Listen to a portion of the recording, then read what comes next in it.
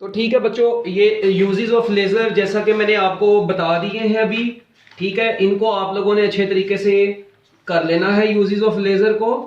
ठीक है, बस होलोग्राफी वाला एमसीक्यू आप लोगों ने लाजमी अच्छे तरीके से तैयार करना है कि हम लोग इसे बच्चों 3 डायमेंशनल इमेजेस वगैरह हासिल करते हैं। ठीक है जी, laser beam can be use to generate 3 dimensional images, 3D images. ठीक है जी, हम लोग बच्चों क्या कर सकते हैं जी, ऑब्जेक्ट के हासिल कर सकते हैं। वो जिस टेक्निक से करते हैं उसको हम लोगों ने क्या नाम दिया हुआ है, होलोग्राफी का नाम दिया हुआ है। ठीक हो गया जी। तो बच्चों इसके अलावा क्या नाम है अपना, छोड़ो यार बस, फ्यूजन रिएक्शन के अंदर भी यूज होता है पोटेंशियल एनर्जी के सोर्स के तौर पर। सोर्स ऑफ पोटेंशियल एनर्जी लिख ही लो यार, सोर्स ऑफ पोटेंशियल एनर्जी। ठीक है जी, किसमें source of potential energy, in for fusion reaction. ठीक है जी, चैप्टर नंबर 20 में हम लोगों ने पढ़ा हुआ है फ्यूजन रिएक्शन के अंदर एनर्जी सोर्स के तौर पर भी बच्चों हम लोग इसको यूज कर सकते हैं। इसके अलावा टेली कम्युनिकेशन में यूज होते हैं जी, ये टेली कम्युनिकेशन के अंदर भी आपको पता है बच्चों ये लेजर वगैरह यूज होती है ऑप्टिकल फाइबर्स के अंदर। ठीक है, ऑप्टिकल फाइबर्स के अंदर। लो जी, ये चैप्टर नंबर 10 में हमने पढ़ा हुआ है। खैर, इनसे तो अब हमारा कोई लेना देना नहीं है। ठीक है, हम लोग चलते हैं जी अपने न्यूमेरिकल्स की तरफ। बच्चों न्यूमेरिकल प्रॉब्लम्स बहुत आसान आसान और बड़े छोटे छोटे बच्चों इसके न्यूमेरिकल हैं। ठीक है, सबसे पहला जो न्यूमेरिकल है इसका जो हम लोग स्मार्ट सिलेबस के मुताबिक करेंगे वो है बच्चों 20.2। 20.2 न्यूमेरिकल देख लें एक मरतबा। ये है जी, कौन कौन सा था हमारे पास, 2 7 8 2 3 7 8 9 10। हाँ, 2 3 7 8 9 10 ये हैं जी हमारे न्यूमेरिकल। ठीक है जी, 20.2 व्हाट इज द एनर्जी, कहता है जी what is the energy in electron volt of the quanta of wavelength this and this. बच्चों 3 वेवलेंथ दी है, तीनों वेवलेंथ्स की आप लोगों ने बच्चों एनर्जी कैलकुलेट करनी है। अब देखें इसके ना कई न्यूमेरिकल ना चैप्टर नंबर किसे मैच करते हैं आप लोगों को पता है, 19 से भी मैच करेंगे। अब देखें उसने 3 वेवलेंथ दी है। पहली बच्चों कितनी दी है, 400 नैनोमीटर। अच्छा, फिर दूसरी बच्चों आपको कितनी दी है जी, 500 नैनोमीटर। ठीक है, फिर बच्चों तीसरी आपको कितनी दी है, 700 नैनोमीटर। अब इनको मीटर में आप लोगों ने कन्वर्ट कर लेना। कहता है एनर्जी कैलकुलेट करें यार, इसकी E1 कैलकुलेट करनी है, इधर से E2 कैलकुलेट करनी है, इधर से आप लोगों ने E3 कैलकुलेट करनी है। अब मुझे ये बताओ, ये मेरा करवाने वाला सवाल है। अब आप लोगों को फॉर्मूला पता है, बस E इज इक्वल टू बच्चों क्या होता है, एच सी ओवर लेमडा। तो E1 बराबर होगा H C over lambda 1। E2 बच्चों किसके बराबर होगा, एच सी ओवर लंगड़ा 2। इसी तरह बच्चों E3 किसके बराबर होगा, एच सी ओवर लंगड़ा 3। अब ये आप लोग बच्चों एच सी और ये लेमडा की वैल्यूज पुट करके तो मेरा ख्याल है आप लोग ये कैलकुलेशन तो कर ही सकते हैं। क्या ख्याल है बच्चों, कैलकुलेशन कर सकते हैं आप लोग? हरी अब ओके, हैंड रेज कर दो ना ताकि आगे चले। कैलकुलेशन कर लेंगे बच्चों, आप लोगों के पास आंसर आ जाएगा माशाल्लाह। पूरी सेकंड ईयर अब आप लोगों ने कर ली, फर्स्ट ईयर भी कर ली है। सिर्फ वैल्यूज पुट करना तो मेरा ख्याल है कोई आप लोगों के लिए मुश्किल काम तो रह ही नहीं गया होगा। ठीक है, वैसे तो पढ़ना भी आप लोगों के लिए मुश्किल काम कोई नहीं अब रह गया होगा है। अच्छा, an electron jumps from a level EI to EF, what is the wavelength of the emitted light. तो कहते हैं बताएं जो wavelength of the emitted light होगी वो कितनी होगी। लो जी बच्चों, अब मेरी बात सुने, इसकी लिखें जरा, इंपॉर्टेंट इसके ऊपर लिखने, वेरी इंपॉर्टेंट। -3.5 into 10⁻⁻19 joule. और फाइनली बच्चों ये जंप करके किस ऑर्बिट में आया है, -1.20 इंटू 10⁻18 जूल में आया है। कहते हैं बताएं ये जब जंप करके, ठीक है, अब आपको पता है यानी ये इस स्टेट EI से सपोज करें न्यूक्लियस है। अच्छा, ये स्टेट EI है कहीं पे, ये बच्चों कहीं पर EF है। अब ये इलेक्ट्रॉन बेचारा जंप करके बच्चों इधर से इधर आया, कहता जो रेडिएशन रिलीज करेगा उनकी वेवलेंथ क्या होगी। बच्चों मुझे बताएं, सबसे पहले आपको पता है जब भी कोई इलेक्ट्रॉन किसी हाई एनर्जी ऑर्बिट से किसी लो एनर्जी ऑर्बिट में आता है तो बच्चों जो रेडिएशन रिलीज करता है उसकी एनर्जी बराबर होगी EI माइनस EF के। हाई एनर्जी लेवल की, हाई एनर्जी ऑर्बिट से लो एनर्जी में आया ना, तो बच्चों अगर E2 सपोज करेंगे E4 है या E1 है तो E4 minus E1 is equal to HF होगा। अच्छा, आपको तो वेवलेंथ चाहिए तो मैं F की जगह पर C ओवर लंगड़ा लिख दूं, EI माइनस EF अपनी जगह पर। अच्छा, अब यहां से अकेला लंगड़ा बराबर आ जाएगा HC over EI minus EF, ये बस एच है, सी भी है बच्चों। अब आपको पता है, देखें एच भी आपको पता है, सी भी आप लोगों को पता है, ई आई भी पता है, ई एफ भी पता है। तो जस्ट आप लोगों ने यहां पर वैल्यूज पुट करनी है। जब आप लोगों ने इधर वैल्यू पुट कर देनी है, ये देखें एच की जगह पर 6.63 इंटू 10 रेज टू पावर -34, सी की जगह पर 3 इंटू 10 रेज टू पावर 8। अच्छा ई आई बच्चों कितना है जी, -3.5 इंटू 10 रेज टू पावर -19। उसके बाद माइनस फिर आ जाएगा plus 1.20 into 10 raise to power, बल्कि माइनस माइनस से मिलके प्लस हो जाएगा ना, तो फिर प्लस इसका माइनस और इसका माइनस मिलके प्लस हो गया, इंटू 10 रेज टू पावर -18। तो बच्चों जब आप लोग अब इसको पूरे को कैलकुलेट कर लेंगे, ठीक है, जब आप लोग बच्चों इसको ओवरऑल क्या कर लेते हैं जी, कैलकुलेट कर लेते हैं, तो कितना आंसर आता है जी आपका? इसको जरा कैलकुलेट करेगा कोई बच्चा?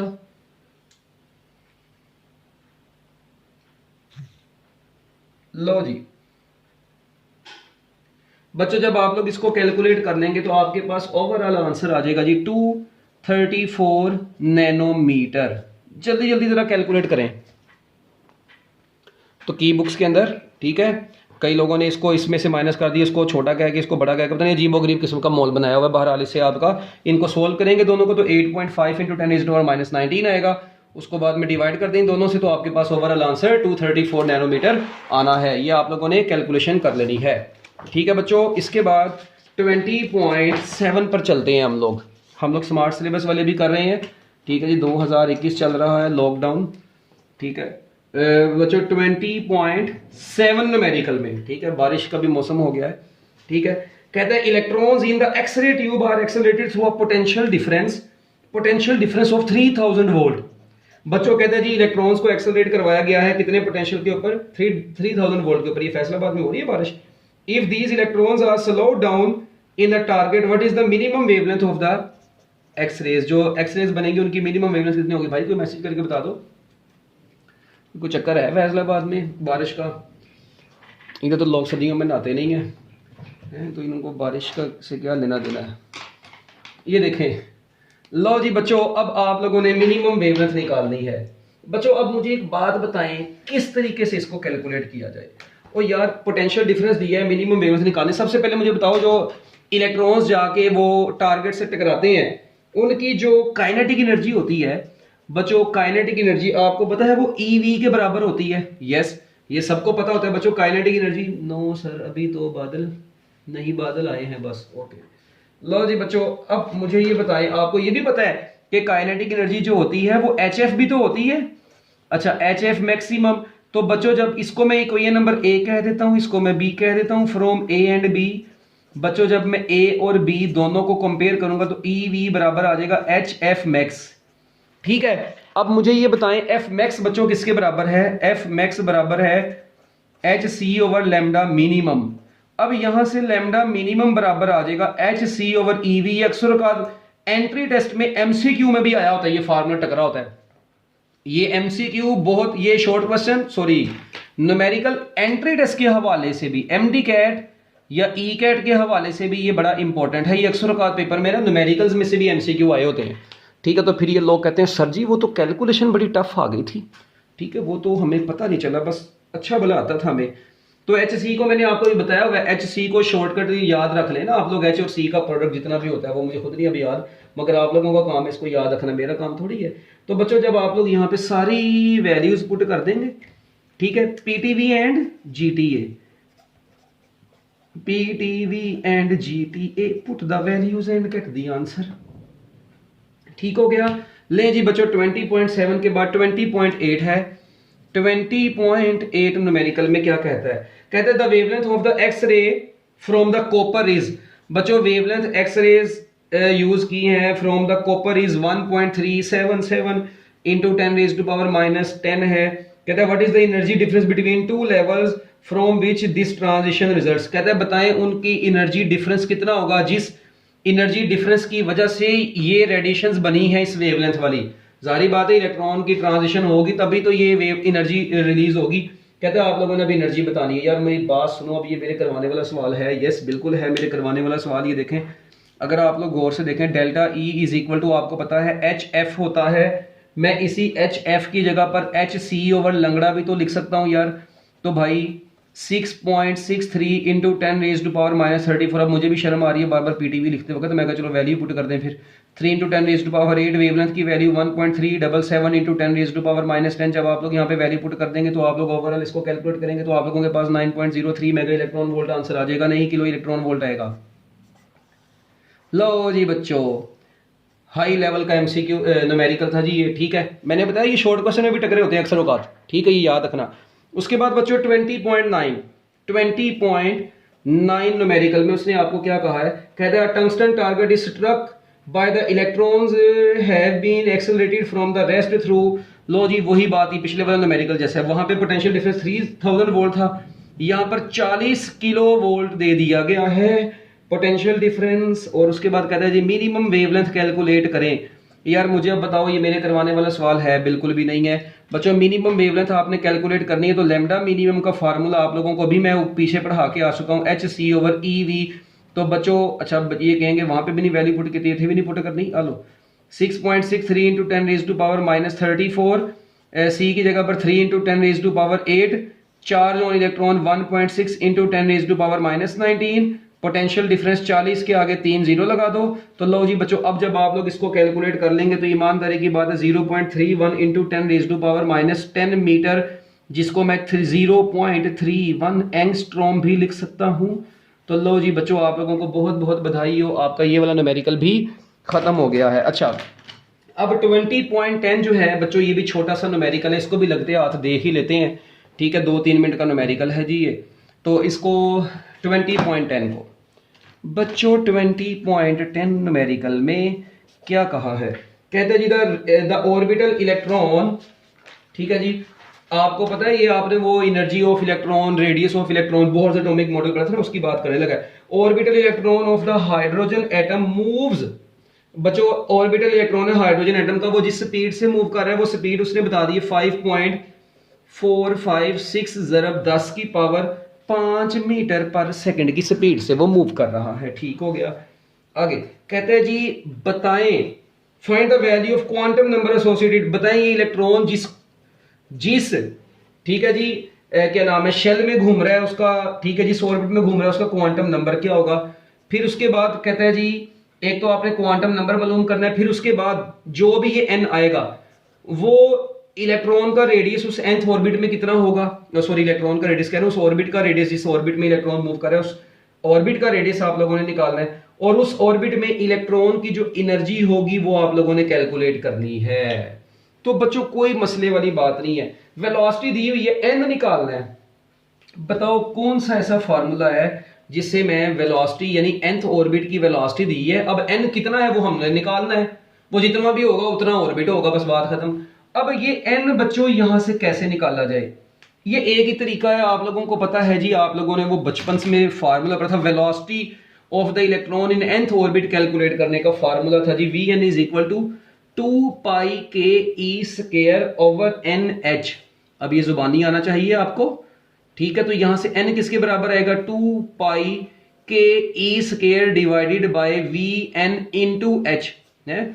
ये ना पता लगे v के n को इससे मल्टीप्लाई करवाए हो काटा उच्चर सी लोगो, ठीक है।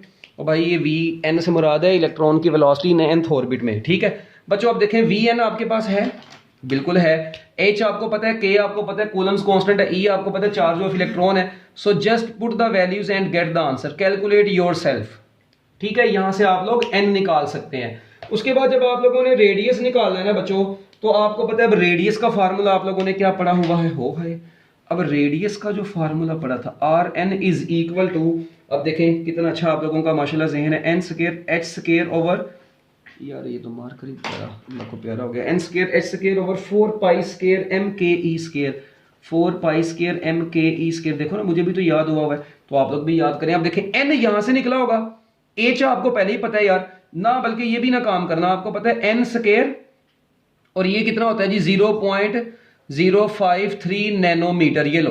और यार जितना n आएगा ना, वैसे मैं आपको बता देता हूं बच्चों ये n ना 4 आना है, ऊपर वाले न्यूमेरिकल को जब आप लोग सोल्व करेंगे ना, इसमें जो n आएगा ना बच्चों वो 4 आएगा। जब आप लोग इधर पुट करना है 16 को, बस 4 का स्केल है, 16 को 0.053 नैनोमीटर से मल्टीप्लाई करवा देना।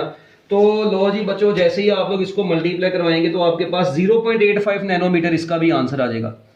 0.85 नैनोमीटर आएगा। इसको कैलकुलेट करना, पेपर में ऐसे ही ना ठोकना, ठीक है। उसके बाद इलेक्ट्रॉन की एनर्जी निकालनी है बच्चों, इलेक्ट्रॉन की एनर्जी भी निकालनी है, तो कोई मसले वाली बात नहीं है।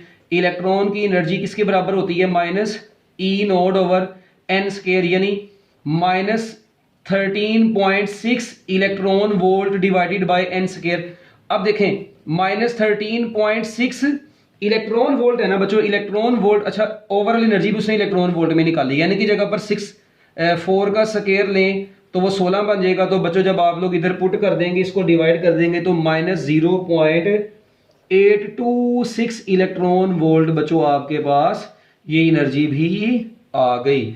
तो फोर्थ ऑर्बिट में इलेक्ट्रॉन की एनर्जी इतनी होगी, रेडियस इतना होगा, वेलोसिटी इतनी होगी। लो जी बच्चों, ये था आपका 10 वाला एक छोटा सा न्यूमेरिकल। तो मैं उम्मीद करता हूं कि ये वाले न्यूमेरिकल्स भी आप लोगों को समझ आ गए होंगे। ठीक हो गया बच्चों, अल्लाह हाफिज।